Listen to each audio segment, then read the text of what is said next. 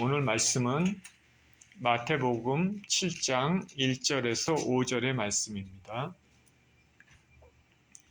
마태복음 7장 1절에서 5절의 말씀 같이 한 목소리로 읽습니다. 시작. 비판을 받지 아니하려거든 비판하지 말라.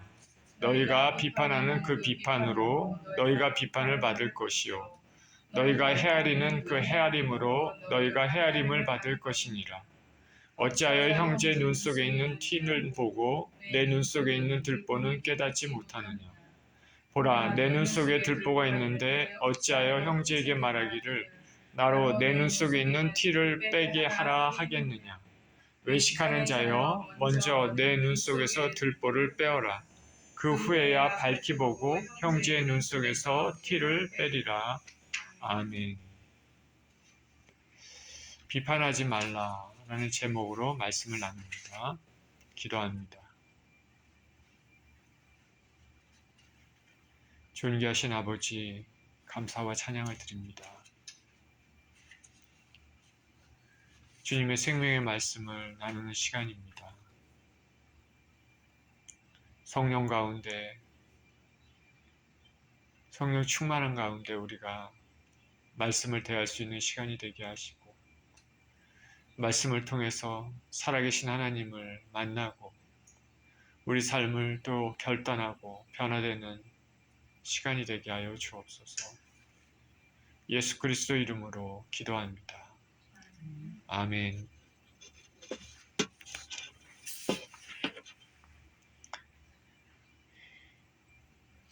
항상 다른 사람을 비판하는 그런 걸 좋아하는 사람이 있었습니다. 어느 날이었습니다. 농사를 하려고 밭에 나가면서 그날도 입술로 중얼중얼 거리면서 남을 비판하고 있었습니다. 나는 이 동네 사람들처럼 이런 비열한 사람들은 참 없을 것이다. 참 이들은 상스럽고 욕심쟁이고 참 이기적이다. 자기들은 모르고 항상 다른 사람 잘못만 들춰내서 이야기하는 이 사람들. 그러면서 혼자서 중얼중얼 거리며 걷고 있었습니다. 이때 천사가 내려와서 이 사람 곁에서 같이 걸어갑니다.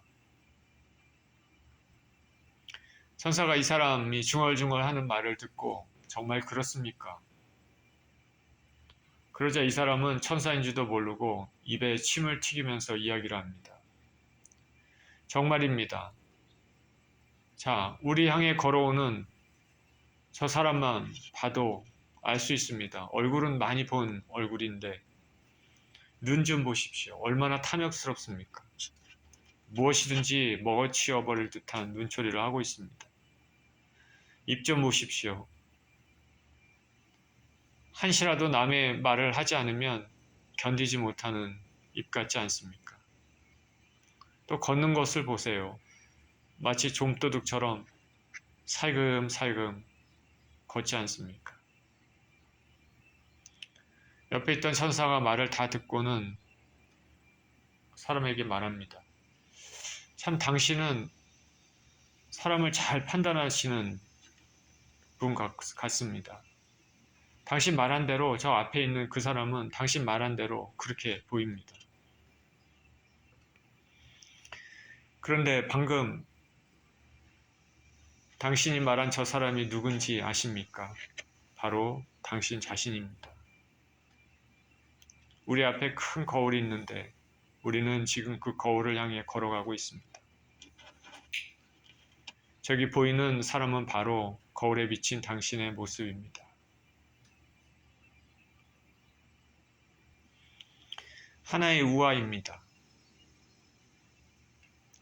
이 우화는 우리가 비판에 대해서 어떠한 자세를 가지고 있는지를 말해줍니다. 남을 비판하기 좋아하는 사람은 비판 때문에 자기 눈이 가리워졌습니다. 그래서 거울 속에 비친 자신의 모습도 알아볼 수 없었습니다.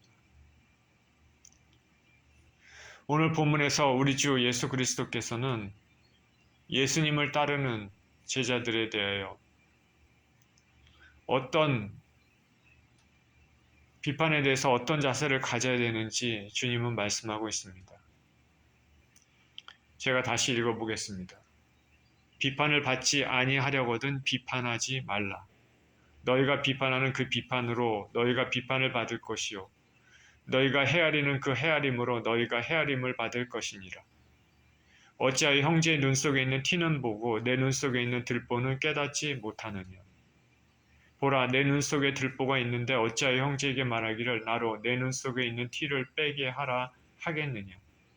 외식하는 자여, 먼저 내 눈 속에서 들보를 빼어라. 그 후에야 밝히 보고 형제의 눈 속에서 티를 빼리라. 예수께서 말씀하십니다. 비판을 받지 아니하려거든 비판하지 말라. 비판을 받지 아니하려거든 비판하지 말라.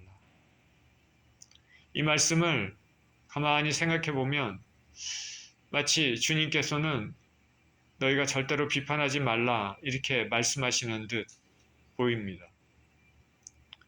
그런데 그런 말은 아닙니다. 왜냐하면 뒤에 5절에서 뭐라고 말씀합니까?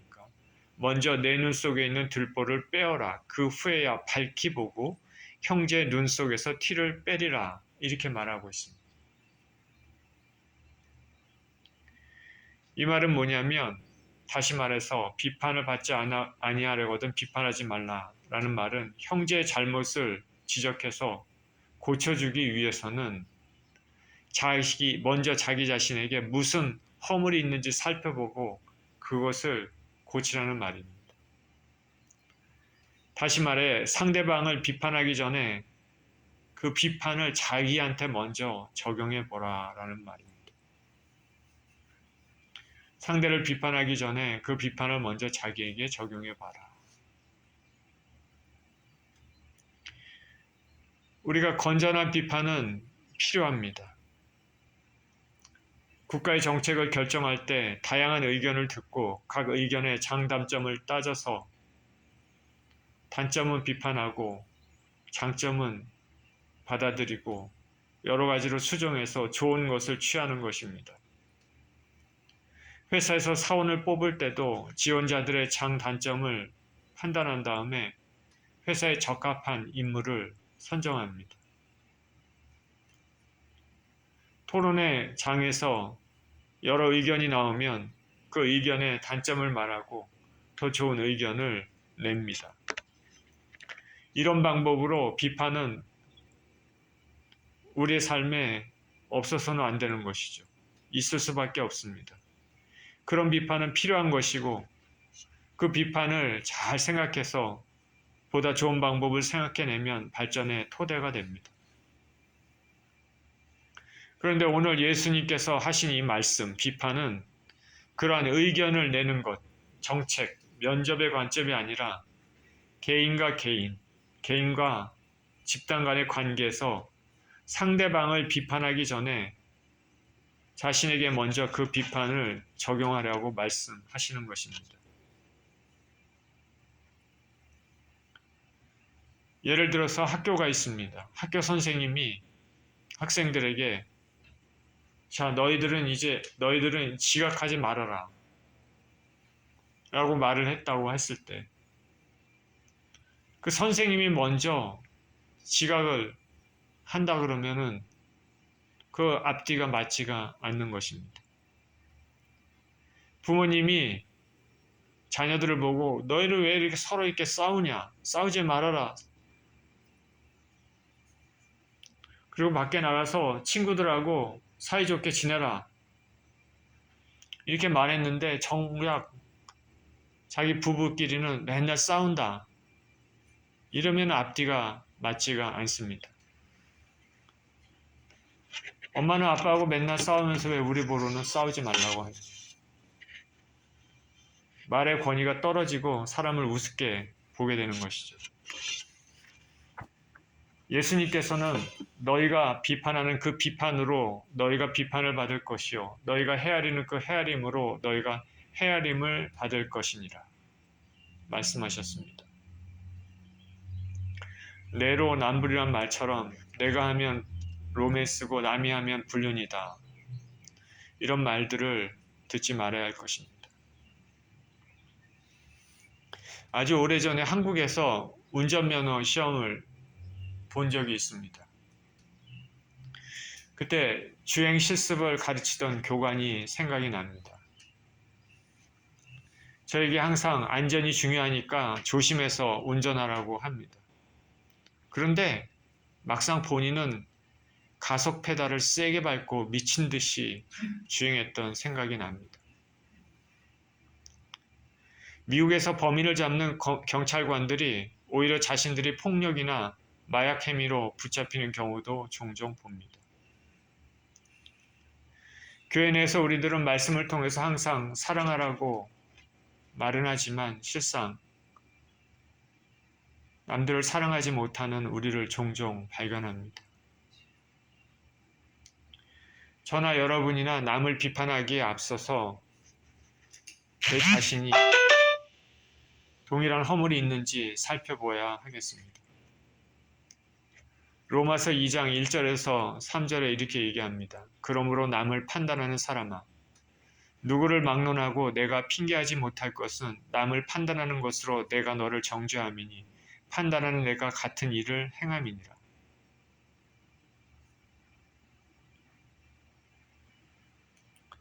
자, 오늘 본문을 통해서 또 두 번째로 생각해 봐야 될 것은 뭐냐면 내 눈에 들보가 있기 때문에 나는 남을 비판하지 않겠다.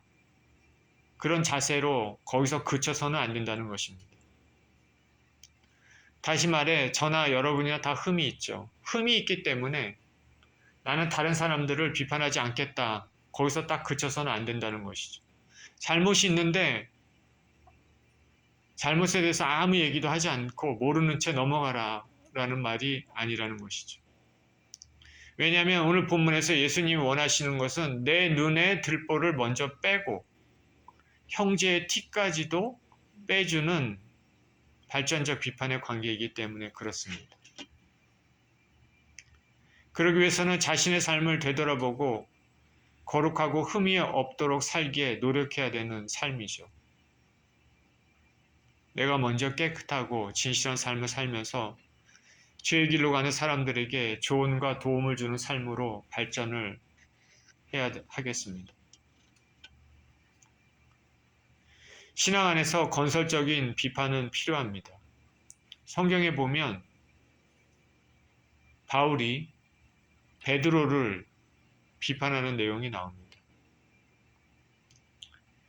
베드로가 시리아 안디옥에서 이방인들과 함께 식사를 할 때 예루살렘에서 온 형제들이 오자 두려워서 물러나갔습니다. 시리아 안디옥, 이방 교회죠. 굉장히 유명한 교회죠. 세계 선교의 모태가 되는 교회입니다. 바울과 바나바가 그곳을 지도하고 있었는데 그 교회의 많은 사람들, 대부분 사람들이 이방 사람들이죠. 베드로가 그것을 방문한 것 같습니다. 그 이방인들과 식사를 했는데 예루살렘에서 유대인들이 형제들이 왔습니다. 근데 베드로가 그것을 알고 이방인들과 같이 식사하다가 그 자리를 피했습니다. 두려워서 물러나갔습니다. 이방 형제, 유대에서 온 형제들이. 이방인과 식사를 같이 한 것이 아직 하나님의 경륜을 알지 못하는 어떤 유대인들에게는 비난거리가 되기도 했기 때문입니다. 바울이 베드로가 이렇게 행동하는 것을 보고 공개적으로 베드로를 꾸짖습니다. 왜냐하면 이렇게 해야지 복음의 진리가 회방을 받지 않게 하기 위함입니다. 갈라디아서 2장 11절에서 14절에 이렇게 얘기합니다. 게바가, 여기 게바는 베드로입니다. 게바가 안디옥에 이르렀을 때 책망받을 일이 있기로 내가 그를 대면하여 책망하였노라. 야고보에서 온 어떤 이들이 이르기 전에 게바가 이방인과 함께 먹다가 그들이 오매 그가 할례자들을 두려워하여 멀리 떠나 물러가매 남은 유대인들도 그와 같이 외식함으로 바나바도 그들의 외식에 유혹되었느니라. 그러므로 나는 그들이 복음의 진리를 따라 바르게 행하지 아니함을 보고 모든 자 앞에서 게바에게 이르되 내가 유대인으로서 이방인을 따르고 유대인답게 살지 아니하면서 어찌하여 억지로 이방인을 유대인답게 살게 하렸느냐 하였노라. 베드로가 한 행위는 명백히 이방인과 유대인을 차별하지 않으신 하나님의 뜻에 위배되는 행위입니다. 우리 주님께서는 출신과 상관없이 오직 예수 그리스도를 믿는 믿음으로 구원을 얻는다고 말씀합니다. 바울이 베드로를 공개적으로 꾸짖었습니다. 베드로가 바울에 대해서 좋지 않은 감정을 가졌을까요?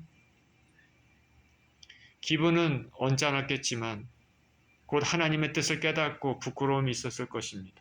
왜냐하면 베드로 자신도 이방인들을 차별하지 말라는 하나님께서 보여주신 환상을 경험하지 않았습니까? 그죠? 위로부터 내려주는 여러 가지 동물들, 짐승들 하나님께서 잡아먹으라. 베드로는 저는 부정한 거 못 먹습니다. 하나님께서 잡아먹으라. 하나님께서 깨끗하게 하신 것을 너가 더럽다고 얘기하지 마라. 베드로 자신도 경험을 했습니다.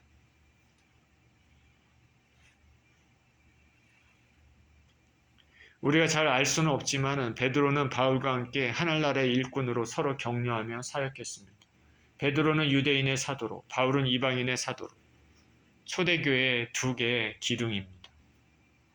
이때 바울에게 책망을 들었지만 오랜 세월 후에 베드로는 바울이 하나님으로부터 받던 은혜를 인정하면서 베드로 후서에서 이렇게 적었습니다. 베드로후서 3장 13절에서 16절에 우리는 그의 약속대로 의가 있는 곳인 새 하늘과 새 땅을 바라보도다.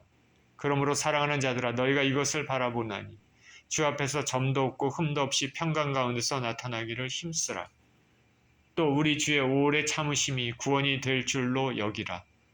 우리가 사랑하는 형제 바울도 그 받은 지혜대로 너희에게 이같이 썼고 또 그 모든 편지에도 이런 일에 관하여 말하였으되 그 중에 알기 어려운 것이 덜어 있으니 무식한 자들과 굳세지 못한 자들이 다른 성경과 같이 그것도 억지로 풀다가 스스로 멸망에 이르느니라. 사도 바울이 쓴 편지들, 서신들을 하나님의 권위, 성경의 권위와 동일한 것으로 베드로는 인정을 하고 있는 것입니다. 참 아름다운 모습이죠. 하나님은 하나님의 자녀로 부름받은 사람들에게 선한 일의 열매를 맺기를 원하십니다. 또한 우리는 주안의 영혼들에게 빛이 되시는 예수님을 전해주는 역할을 해야 되는 것입니다. 세상의 빛과 소금의 역할을 하라고 예수님께서 말씀하셨습니다. 우리 지난주에 말씀 생각나십니까? 너희는 세상의 소금이니 소금이 만일 그 맛을 잃으면 무엇으로 짜게 하리요? 너희는 세상의 빛이라 산 위의 동네가 숨겨지 못할 것이요. 남을 비판하는 죄를 짓기가 싫어서 잘못을 방관하면서 나도 방탕하게 산다면 그것 또한 문제가 된다 하겠습니다. 주님의 자녀는 적극적인 선을 행하는 삶을 살아야 됩니다. 에베소서 2장 10절에는 우리는 그가 만드신 바라 그리스도 예수 안에서 선한 일을 위하여 지으심을 받은 자니 이 일은 하나님이 전에 예비하사 우리로 그 가운데서 행하게 하려 하심이니라. 선한 일을 위해서 저나 여러분이나 선한 일을 위해서 지으심을 받은 사람들입니다.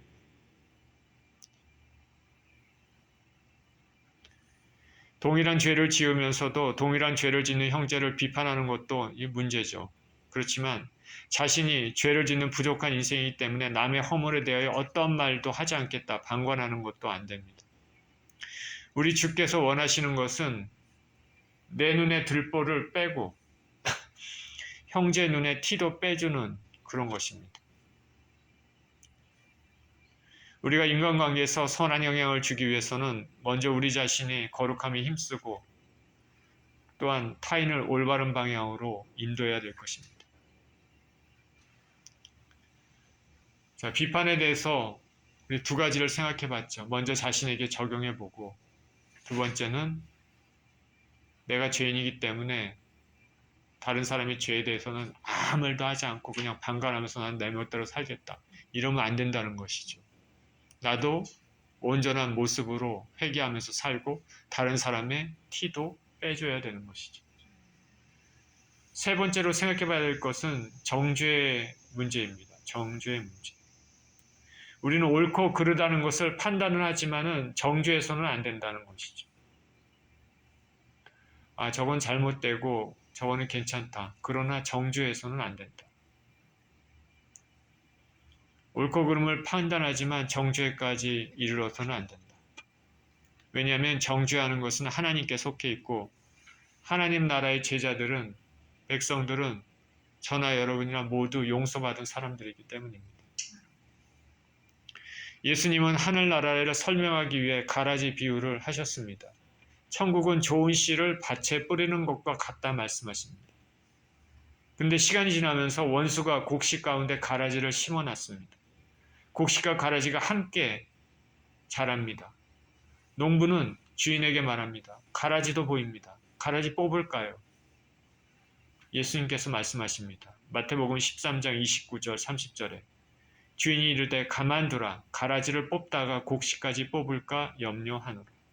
둘 다 추수 때까지 함께 자라게 두라. 추수 때 내가 추수꾼들에게 말하기를 가라지는 먼저 거두어 불사르게 단으로 묶고 곡식은 모아 내 곡간에 넣으라 하리라. 공의 하나님은 보고 계시지 않는 것 같고 무관심한 것 같지만 모든 것을 감찰하시고 보고 계십니다. 그리고 당신의 때에 반드시 공의 심판하십니다. 현 상황에서 가라지가 보이지만 그 가라지를 뽑고 불사르는 심판의 권한은 오직 하나님께만 있음을 알아야 됩니다. 우리가 형제, 자매 잘못을 볼 때 그 잘못에 대해서 경책은 해야 되지만 정죄해서는 안 되는 것이죠.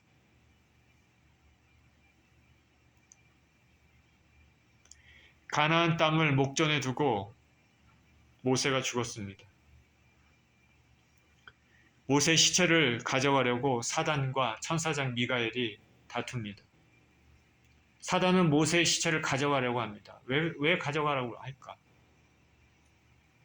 우리가 상상할 수 있죠. 모세의 시체를 가져가서 그를 우상으로 만들려고 하는 거죠. 그래서 이스라엘 백성들이 모세를 막 우상화하면서 모세를 따르게끔 만들려고 사단이 그렇게 하는 것이죠. 미가엘 천사장이 그렇게 하지 못하도록 시체를 가져가려고 합니다. 근데 사단이 고집을 피웁니다. 미가엘은 군장입니다. 힘이 있죠. 그럼에도 이렇게 말합니다. 유다서 1장 9절에 천사장 미가엘이 모세의 시체에 관하여 마귀와 다투어 변론할 때 감히 비방하는 판결을 내리지 못하고 다만 말하되 주께서 너를 꾸짖으시기를 원하노라 하였거늘.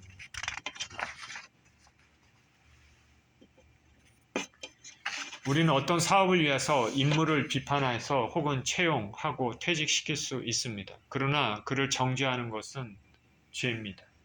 정죄는 주님의 몫이죠. 우리가 건전한 비판을 하지만 정죄해서는 안 됩니다. 하나님은 저와 여러분, 죄덩어리는 저와 여러분들, 정죄받아야 될 마땅한 죄인들을 우리를 용서하시고 예수 그리스도의 피값으로 사셨습니다. 그러니 우리는 겸손과 감사로 이 땅을 살아야 됩니다. 야고보서 4장 12절에 입법자와 재판관은 오직 한 분이시니 능히 구원하기도 하시며 멸하기도 하시느니라. 너는 누구이기에 이웃을 판단하느냐.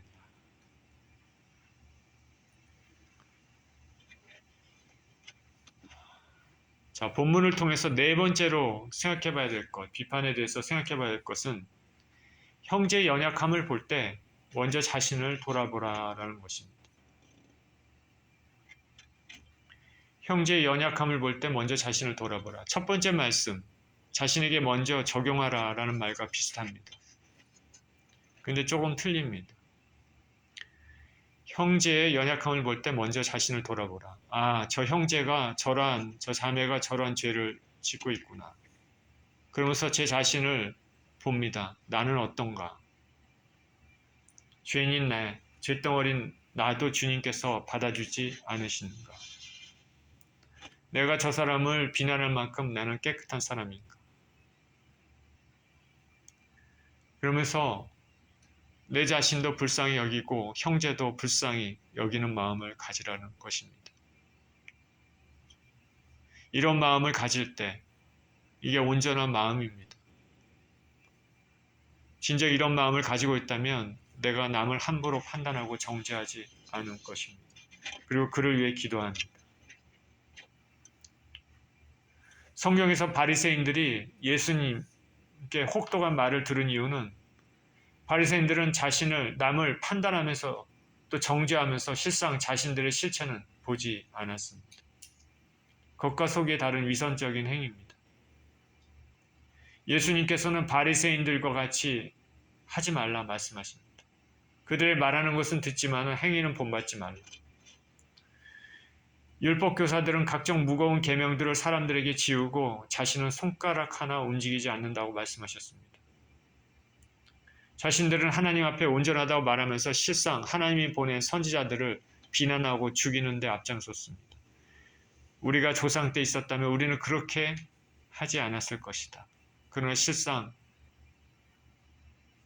예수 그리스도를 핍박하고 죽이고 했던 사람들이 이 사람들입니다. 우리는 형제의 연약함을 볼 때 먼저 자신을 돌아봐야 됩니다. 내 자신이 용서가 필요한 죄인임을 깨닫게 될 때 형제를 정죄하는 월권행위를 내려놓고 연약함을 돕고 해결해 줄 수 있게 되는 것입니다. 나의 실수는 관대하고 다른 사람 실수에는 날카로운지 살펴봐야 됩니다. 갈라디아서 6장 1절에 형제들아 사람이 만일 무슨 범죄한 일이 드러나거든 신령한 너희는 온유한 심령으로 그러한 자를 바로잡고 너 자신을 살펴보아 너도 시험을 받을까 두려워하라. 자, 본문을 통해서 마지막으로 생각해 봐야 될 것은 비판의 자세에 대한 것이죠. 우리가 비판을 하게 되면 어떠한 자세로 해야 되느냐. 비판을 할 수밖에 없을 때 위선적, 위압적, 자기 과시적 이런 태도가 아니라 서로 간의 덕을 쌓기 위하여 서로 권면하는 자세로 비판해야 될 것입니다. 우리 인생들은 모두 타락한 본성이 있기 때문에 수시로 실수하며 죄를 짓고 삽니다. 그렇기 때문에 서로 판단할 일이 참 많죠. 비판을 피할 수가 없습니다. 그래서 비판을 우리가 건전한 비판을 할 수밖에 없을 때 그 비판을 어떤 방식으로 하느냐 우리의 언어를 조심해야 된다는 것이죠.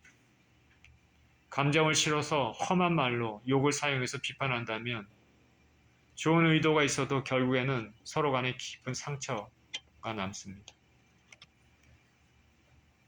비판을 하되 감정을 실지 않고 우리의 언어를 조심해서 그렇지 않으면 깊은 상처가 남는다. 이거는 특히 가까운 사람일수록 더욱 그렇습니다. 가까운 사람일수록 더욱 조심해야 됩니다.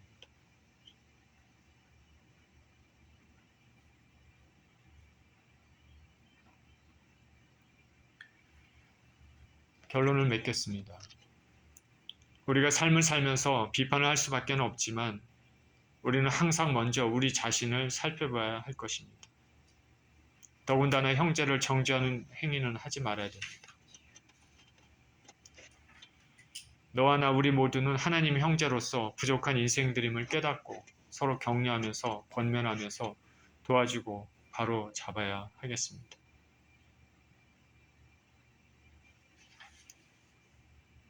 저와 여러분 모두 죄인입니다.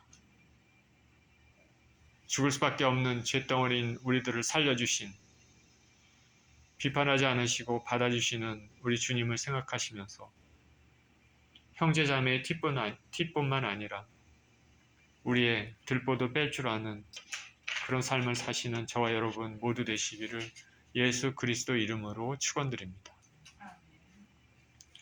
기도합니다. 하나님 아버지, 죄로 가득 찬 이 세상에는 비판이 있을 수밖에 없습니다. 건전한 비판은 필요한 것입니다. 그러나 우리가 비판을 하기 전에 우리 자신을 먼저 생각해보고 하나님 앞에 올바른 심령을 가지고 우리 자신을 고치고 또한 아버지 하나님 상대방의 티도 빼줄 수 있는 그런 인생을 살 수 있도록 축복하여 주시옵소서. 죄덩이인 우리를 사랑하시고 정죄하지 않으신 것처럼 우리가 형제 자매들을 정죄하지 않고 우리를 불쌍히 여기시는 주님처럼 우리도 우리 자신과 아버지 하나님 형제 자매들을 불쌍히 여기며 서로 격려하며 도와주며 아버지 하나님 서로의 잘못을 고치고 아버지 격려하며 사는 인생들 되게 하여 주시옵소서. 그래서 하나님 자녀답게 온전한 심령으로 거룩한 심령으로 변화된 인생이 되게 하여 주시옵소서. 감사드리며 우리 주 예수 그리스도 이름으로 기도합니다. 아멘.